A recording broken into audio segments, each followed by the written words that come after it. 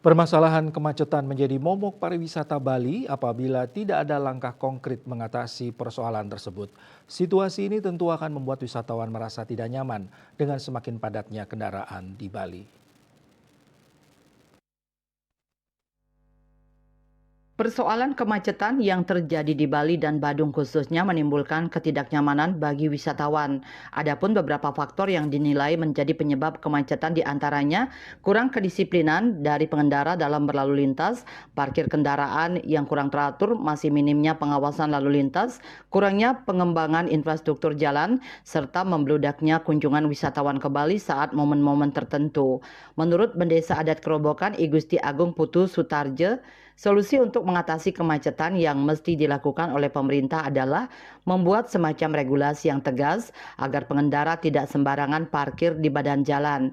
Kemudian, perbaikan terhadap fasilitas jalan sangat perlu dilakukan sehingga dapat memperlancar arus lalu lintas di objek-objek wisata.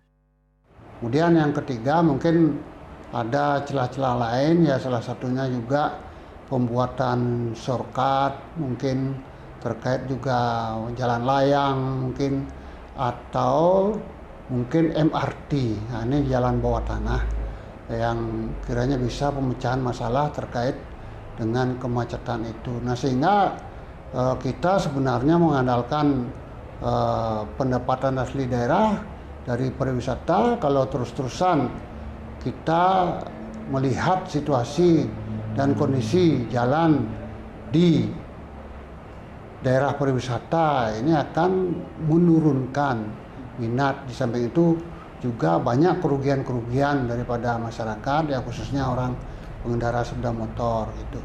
Khusus di Kabupaten Badung, menurutnya pemerintah selalu konsisten dalam menangani segala permasalahan yang ada, terutama terkait kemacetan. Seperti halnya beberapa waktu lalu, Pemkab Badung telah meresmikan shortcut Canggu. Pemerintah juga dinilai sudah berupaya untuk membuat jalan-jalan baru sebagai solusi mengatasi kemacetan. Hanya saja masih terkendala di pembebasan lahan. Oleh karena itu, pihaknya berharap perlu upaya dari pemerintah pusat untuk membantu pemerintah Kabupaten Badung dalam mengatasi kemacetan yang terjadi saat ini. Andika, Bali TV.